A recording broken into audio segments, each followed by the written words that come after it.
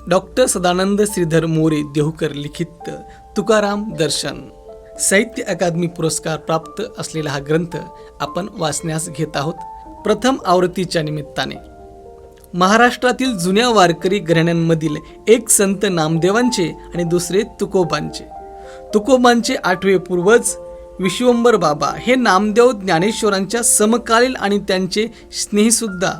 तर अशा 18 पिढ्यात वारकरी परंपरेचा वारसा सांभाळणाऱ्या घराण्यात माझा जन्म झाल्याने आणि विशेष म्हणजे माझे वडील श्रीधर अण्णा हे वारकरी परंपरेतील कीर्तन प्रवचनादी गोष्टींबरोबरच इतिहासासह अनेक आधुनिक शास्त्रांचे जाणकार असल्याने मला माझ्या परंपरेचे आणि माझ्या भोवतालचे बरेचसे ज्ञान वारसा हक्काने प्राप्त झाले आणि तेही बालपणी फारसे सायास न करता.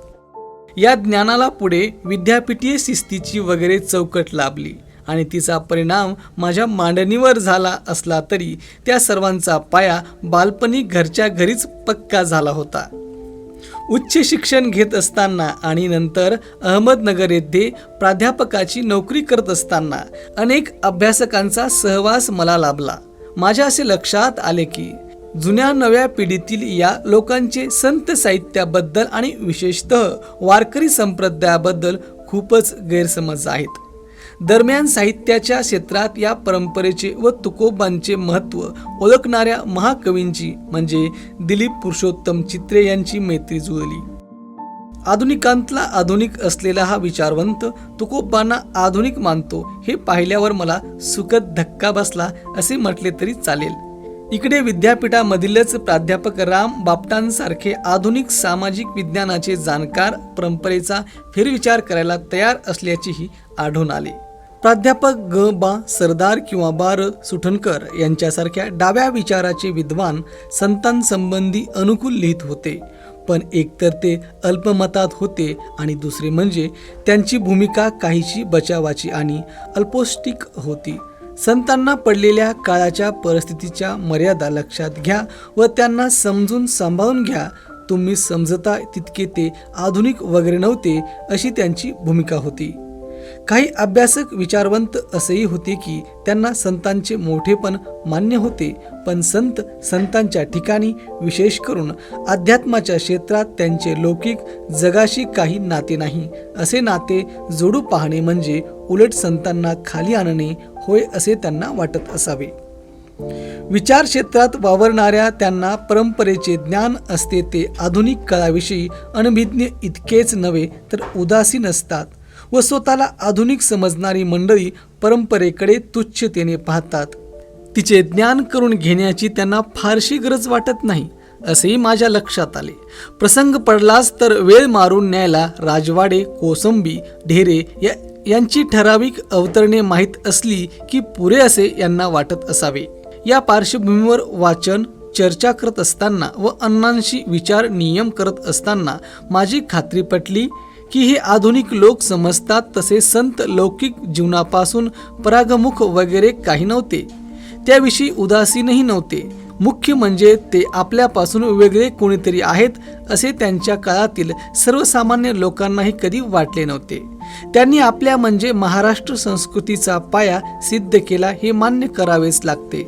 आता इमारत जितकी उंच वठेल तितके पायाचे महत्त्व कमी होईल असे समजणे जितके चुकीचे तितकेच संत आज कालबाह्य झाले आहेत असे मानणे असमंजसपणाचे होय. इमारत उंच असणे याचा अर्थ पाया बळकट असणे असा होतो. उंच इमारतीचा सर्वात वरचा मजला पायापासून सर्वात जास्त अंतरावर असतो, पण म्हणून तो त्याच्या पायाशी त्याच्या खालच्या मजल्यापेक्षा कमी संबंध आहे असे होत नसते. अशा प्रकारे मी माझ्या पुरता निशंक झाल्यानंतर माझ्या या भूमिकेचे पडसाद माझ्या पुलकट लेखनातून व वक्तव्यातून उमटू लागले. मी संतांसंबंधी लिहिताना बोलताना आधुनिक संदर्भ वगैरे देत लिहू तर आधुनिकासंबंधी मांडणी करताना संतांचे दाखले द्यायला लागलो.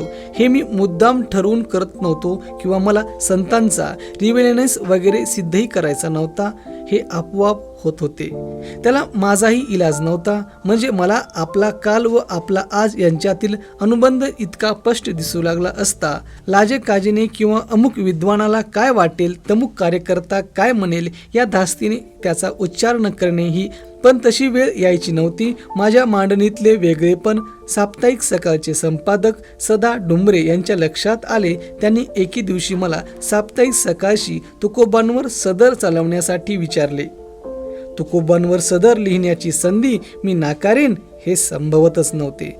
त्यावेळी अशा प्रकारच्या सदरांचे स्वरूप सहसा एखादा अभंग घेऊन त्याच्या खाली त्याचे शैलीदार निरूपण लिहिणे असे होते. आणि अशा प्रकारचे सदर लेखन करणाऱ्या अभ्यासकांना अभ्यास क्षेत्रातील संत साहित्याचा स्वतंत्र कप्पा कायमच स्वतंत्र राहावा असे वाटत असे. ती त्यांची खासियत, स्पेशलायझेशन असायची. ती सोडून एकदम आधुनिक संदर्भाच्या पाण्यात उडी मारायचा धोका त्यांनी तरी का म्हणून पत्करावा. सुदैवाने डुंबरेंनाच अशा प्रकारचे लेखन नको होते. मला तुकोबांवरील आधुनिक मांडणी हवी आहे, डुंबरे म्हणाले. मलाही तेच पाहिजे होते. डुंबरेंच्या या ऑफरची निष्पत्ती म्हणजेच साप्ताहिक सकाळमधील तुकाराम दर्शन हे सदर. सांगायला हरकत नाही की सदर सुरू झाल्यानंतर आरंभीचे काही दिवस काळजी करायला लावणारे होते. मी नेमके काय करत आहे हे चाकोरीतील सदरे अंगवळणी पडलेल्या वाचकांना लगेचच समजावे अशी अपेक्षा करणेही चुकीचे होते. सुरुवातीला वाचक गोंधळलेले, काहींना तर सदानंद मोरे आपल्या विद्वत्तेचे प्रदर्शन करत आहे असे वाटले. काहींनी त्याबद्दल संपादकाकडे तक्रारही नोंदवली होती. अर्थात हे स्वाभाविक होते. पण काही दिवसातच वाचक या लेखनाला सारावले. हा नवा दृष्टिकोन त्यांनी स्वीकारला. सदराला चांगला प्रतिसाद मिळू लागला. यथाअवकाश त्यांचे ग्रंथात रूपांतर होऊन ते ग्रंथ प्रकाशित झाला आहे.